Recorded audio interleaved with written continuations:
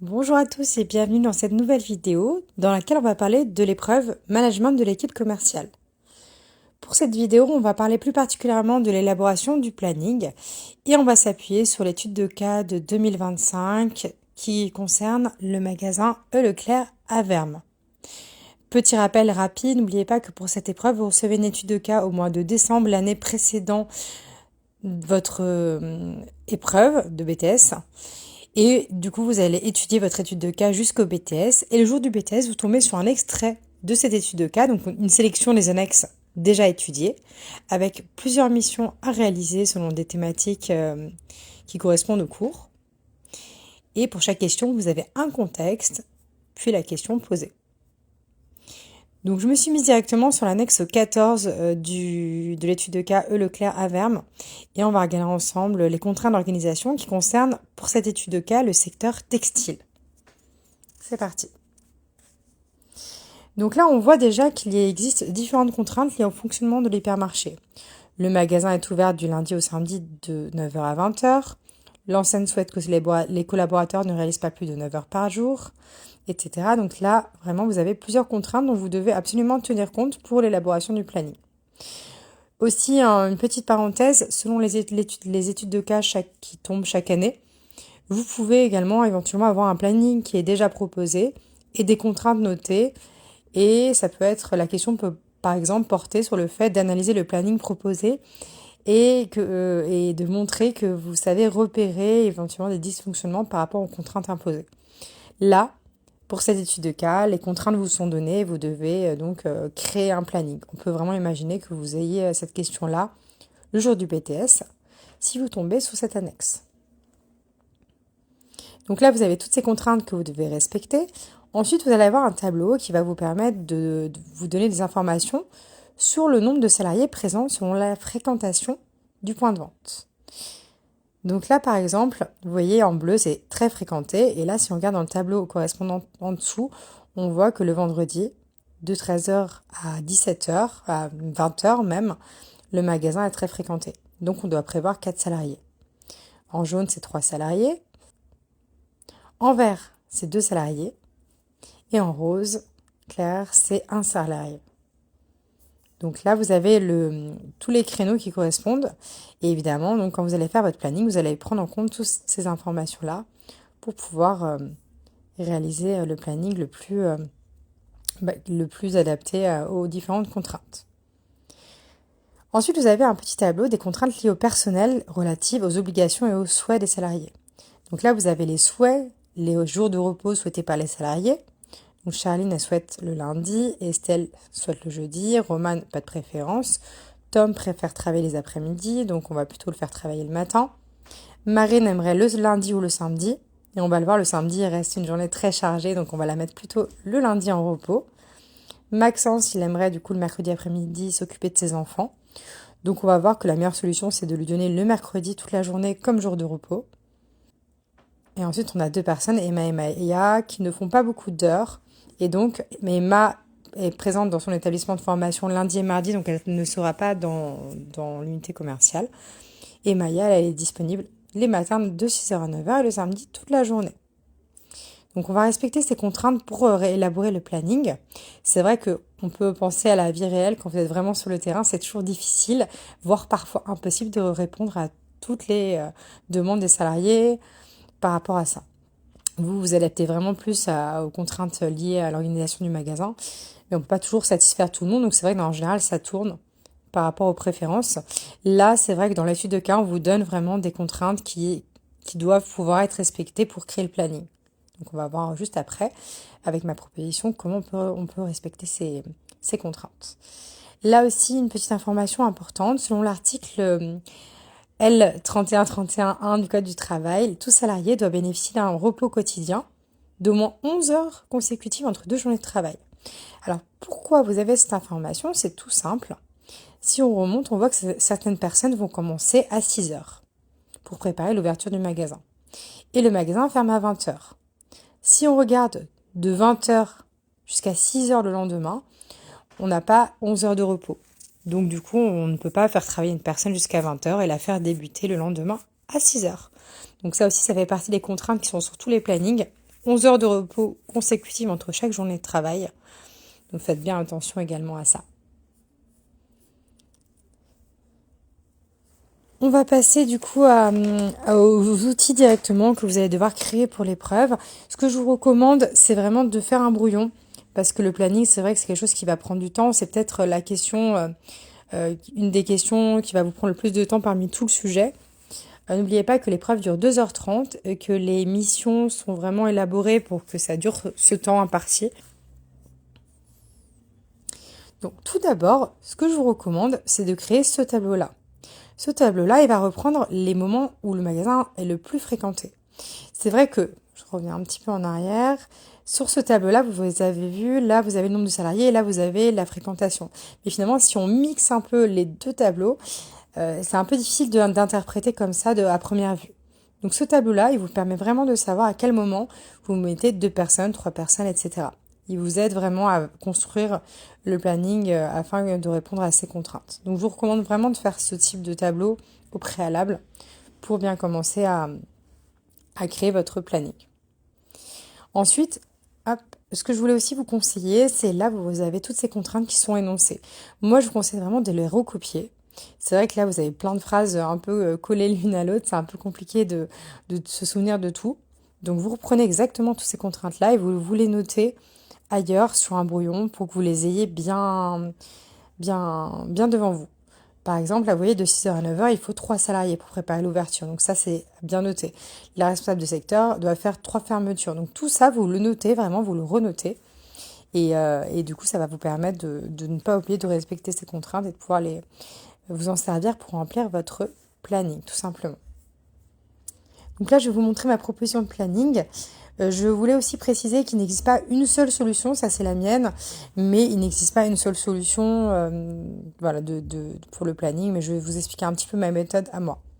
Je tiens à me préciser que pour ce planning qui est impossible à réaliser en l'état, j'en ai discuté avec d'autres formateurs et finalement la solution qui nous semblait à tous la plus appropriée, c'était de recruter une personne supplémentaire. Donc là, vous allez voir, ma dernière ligne, ça représente un intérimaire qui va venir justement accompagner l'équipe commerciale à des moments où nous n'avons pas suffisamment d'effectifs avec l'équipe déjà en place. Et là, pour ce planning, moi, ça me semblait aussi indispensable et impossible de faire autrement. Donc voici ma proposition de planning. Pour commencer, et ça c'est valable pour toutes les créations de planning, même pour les étudiants qui sont en première année et qui veulent un peu apprendre comment faire un planning pour votre épreuve l'année prochaine, je vous recommande de noter d'abord les jours de repos. Donc vous reprenez les informations, les contraintes et vous allez pouvoir indiquer les jours de repos de chaque personne. Donc là, vous avez Charline qui souhaite le lundi, Estelle qui souhaite le jeudi. Donc quand vous avez la personne qui souhaite un jour de repos en particulier, vous lui mettez ce jour de repos. Et pour les autres, vous allez compléter selon justement les jours où il y a moins d'affluence. C'est pour ça que Marine, elle souhaitait soit le samedi, soit le lundi. Je vais plutôt la mettre le lundi, un jour où on observe vraiment moins d'affluence. Là, pour Emma, comme elle est à l'école, j'ai mis formation école. Voilà, ça permet vraiment d'avoir des informations aussi là-dessus. Quand vous n'avez pas le jour de repos, vous pouvez éventuellement le mettre un petit peu plus tard. Mais c'est vrai que là, au moins, on place déjà certains jours de repos et ça permet d'organiser au mieux le planning. Ensuite aussi, ce qui peut être pas mal, c'est, pour une question aussi managériale, c'est de faire commencer les personnes à 6h quand ils sont en repos. Donc ça, c'est quelque chose auquel vous pouvez penser éventuellement et ça peut vous aider aussi à remplir le planning en tenant compte de ça. D'un point de vue de présentation, comme vous pouvez le voir, le planning, du coup, j'ai mis à chaque fois les tranches horaires et j'ai bien noté le nombre d'heures que le salarié faisait chaque jour. Ça me permet vraiment beaucoup plus facilement après de recompter, de vérifier que vous avez bien mis le bon nombre d'heures à chaque salarié et qu'il n'y a pas d'erreur. Donc ça, je vous recommande aussi de le faire lorsque vous créez un planning. Alors, au niveau du remplissage, vous pouvez le voir aussi, j'ai utilisé plusieurs créneaux, mais j'en ai pas utilisé 50. Et ça aussi, c'est valable pour tous les plannings que vous aurez à créer. L'objectif n'est pas de se casser la tête à faire un horaire pour chaque personne, vous n'allez pas vous en sortir comme ça. Donc c'est vrai que pour les 35 heures, je dirais c'est un peu le plus simple. Comme ils travaillent 5 jours, et ben du coup vous les mettez à 7 heures par jour. Donc ça va déterminer du coup des créneaux de 7 heures. Au niveau de le fait que les personnes peuvent faire l'ouverture ou la fermeture, vous allez voir également que du coup les créneaux que vous allez prendre de 7 heures, bah, vous allez prendre 6 heures, 13 heures. Donc les personnes qui font l'ouverture terminent à 13 heures. Et les personnes qui vont faire la fermeture commencent à 13 heures pour prendre le relais. Et ils vont terminer à 20 heures.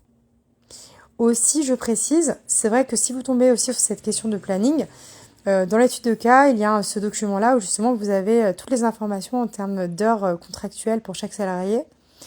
Évidemment, pour l'épreuve de management, rien ne se fait de tête. Tout est donné le jour de l'épreuve. Donc si on vous donne cette annexe, elle va vous servir pour une question. Rappelez-vous, toutes les annexes qu'on vous donne le jour de l'épreuve doivent vous servir. Il n'y en a aucune qui est là juste comme ça par hasard. Elles doivent toutes vous servir. Donc c'est vraiment à vous, pour chaque question, d'observer les annexes et de vous dire, pour cette question-là, de quelle annexe j'ai besoin. Et là, donc pour créer le planning, on a forcément besoin de savoir combien d'heures fait chaque salarié du service du secteur textile, tout simplement. Donc ça, vraiment, et ça aussi, oui, je ne l'ai pas dit, mais c'est vrai que pareil, dès le début, vous remplissez ici, vous allez faire votre matrice de planning avec les jours et avec les prénoms. Donc déjà, dans l'énoncé, on vous dit que le magasin est ouvert du lundi au samedi, donc ça vous permet d'éliminer le dimanche. Dans certains plannings, il peut y avoir également le dimanche, donc c'est pour ça que je le précise.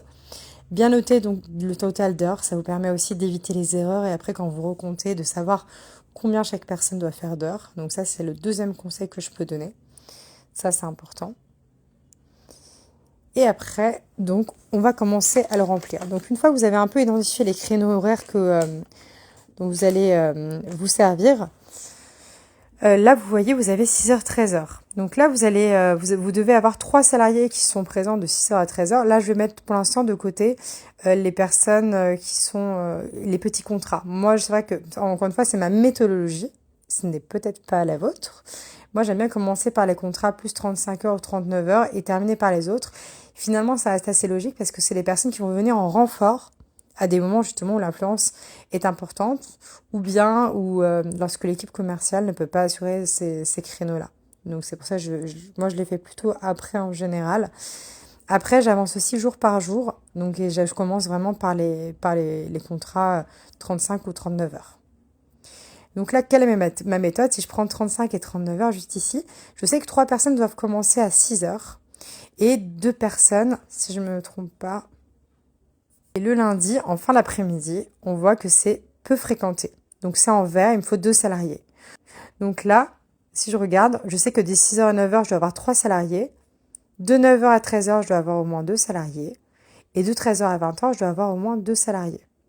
Donc déjà, je vais commencer par les personnes qui vont faire l'ouverture. Donc là, là j'ai mis Estelle et Romane parce que voilà, Charline est en repos. Donc si je continue, je prends la personne en dessous. J'ai Estelle et Romane qui vont faire l'ouverture à 6h et qui vont terminer à 13h.